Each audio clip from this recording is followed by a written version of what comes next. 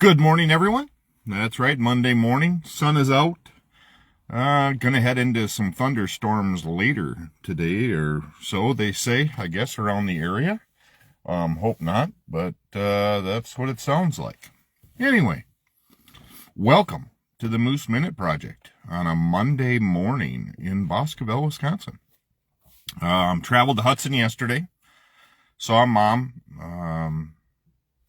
It is what it is. I'm traveling to see my mom, and not a lot of response there this time, but you never know. Each time's a little different. Definitely decline, but we'll get through it. There's no light at the end of the tunnel on this one. It is just what it is, and I would have to say, probably out of all the health things that I've dealt with family members or anything else, thing I've gone through. And so that's on the Alzheimer's side. As you know, I'm doing this project not only to benefit myself as a stroke survivor, but also in honor of Mom. Mom always wanted to push me to do better, to do the best I can, to stay busy and to help others. So that's where I'm at. I am doing this project based on those principles. And yes, July 23rd of 2017 is when my life changed for myself a little bit, when I had my stroke. So that's the two things that are motivationally driven me to do something different. Plus, I just felt that I needed something to help me through this emotional roller coaster. And maybe I can pass on some words of wisdom, or just words, I guess, not so much wisdom. Just thoughts, processes, things like that I think about on an occasional basis. Pretty much every day something goes through my mind. But yesterday, on my way up there to see Mom, of course, it's 6 hours round trip, almost 7. I was listening to some gospel music. I'm sure I'm probably one of the few on the interstate yesterday that had gospel music on, but it's one of those things my mom loved. So between quartets and classic country, gospel was in there as well. So was listening to that. Of course, I heard Randy Travis's voice, Elvis Presley. The thing I got to thinking about is, and that's why the Moose Minute Project is titled today, Money Will Fix It. If you're sitting there now and you're going, gosh, if I had X amount of dollars, whether it's $1 million, $2 million, it would all fix everything, Chris. My life would be great. It would be awesome. Which I'm sure it would be for a while. The reason I bring up Randy Travis and Elvis Presley is Randy, thank the good Lord, is still with us. And I think with AI, you're going to hear his voice come back around, and he can be a great mentor or person to help with strokes, or people that have suffered strokes, to keep their dream and hopes alive. And so, but Randy had all the money in the world,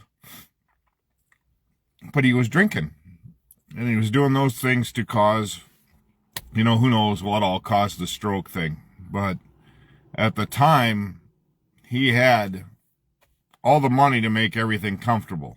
Elvis Presley, another one, had all the money to make it comfortable. Keith Whitley. I mean, you think of all these people that had all the money and they still had not found what made the principle in life and what made them happy. So that's where my thought process was, as well. If I'm given $1 million, yes, I'm sure it would be great. But then I get to thinking, along with those $1 million, what comes with it? what comes with having that kind of money and responsibilities, and does it really make life that much better? I think I have now a concept of, I know it wouldn't have earlier. If I was young and had that, it would all been gone. But now I have people around me in a support system that would help greatly. I think that's where we all need that. We all need that support system, that if you are blessed with that kind of money and you are blessed with anything like that, life-changing, are you able to handle that? Are you able to take care of those things? In my past jobs, I took care of millions of dollars in inventory. But it was never, I was managing it, so I was always careful. I was always trying to make the best of it. Where I think personally we get wrapped up, and there's so many things I would like to help out with, and help people in general. And I think right now I have enough people in place that would help that. So if you feel money is going to be the fix-all, I hope you have things in place to where it isn't all gone and you're back to where you are, because it is always going to be struggles. I think if you get that kind of money, there will be always somebody trying to get their hands on it as well, and trying to make that change in your life. So whether it's long-lost relatives that all of a sudden find you, wanting that, and they feel that some of it should have been theirs, or whether it's close relatives that are very jealous that you have succeeded, that are trying to get their monies on it as well. That's where I'm at with that. Just got to thinking about that, that on the way up, that people like Elvis Presley, I think he had the world by the tail, and I think a lot of people around him, and especially his close friends, definitely took advantage of him and were jealous of everything he had, which you can't blame him. He had the world by the tail. So Elvis just had all the money, had all the success, had the looks, had everything going, and was attacked, whether that is or not.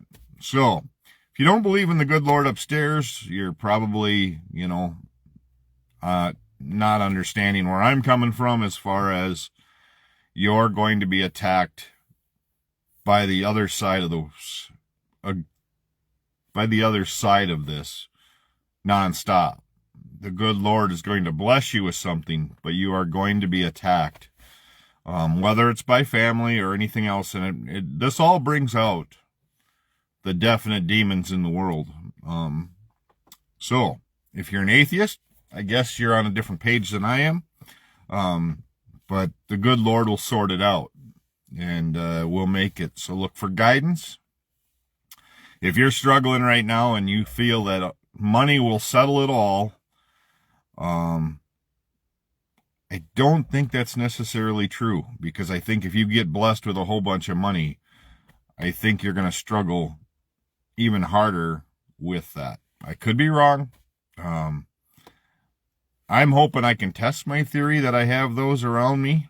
I am really looking beyond that. I'm trying to become financially better at what I do, and making choices that I make. But we'll go from there. And so that was just my thought. Keith Whitley, Randy Travis, all those came to my mind yesterday. I was listening to the music yesterday, going up to see my mom. And I thought of all those lives that were totally changed, that had unlimited money. I listened to a lot of podcasts from Jim Rohn, a life coach. And he was broke at one point, made $1 million, and lost it all. Had it at the time, and he lost his first $1 million, and then had to make another $1 million to make it back after he had changed and did those kind of things. So it's kind of those things that I've been watching and listening to. And, I know that winning the Mega Millions or the Powerball probably is, now you got to play it more than one time a month probably to win it, I guess. But, the odds of winning that are slim to none too. So I have to make it in one way or another. I'm slowly kind of meandering through that. So we'll see that. But I appreciate everybody that tunes into the Moose Minute Project. Like I said, it's just my thoughts and meanderings. Had a rough day with Mom. Had a rough day yesterday emotionally, mentally. You drive through 4th of July traffic, up and back. Just seeing in her state that she's in was really tough. As a son who has always been there, and Mom always lit up when she saw me, to have no emotion or whatever. Whenever she saw her kids or grandkids, Mom was always lit up and was extremely happy to see them. Right now she's to the stage she doesn't even ask about them anymore either, or the grandkids, and it's just so hard to see. So, with that being said, I'm a couple of weeks away from celebrating 7 years post-stroke too. So I'm looking forward to that celebration. It's not a party by any means.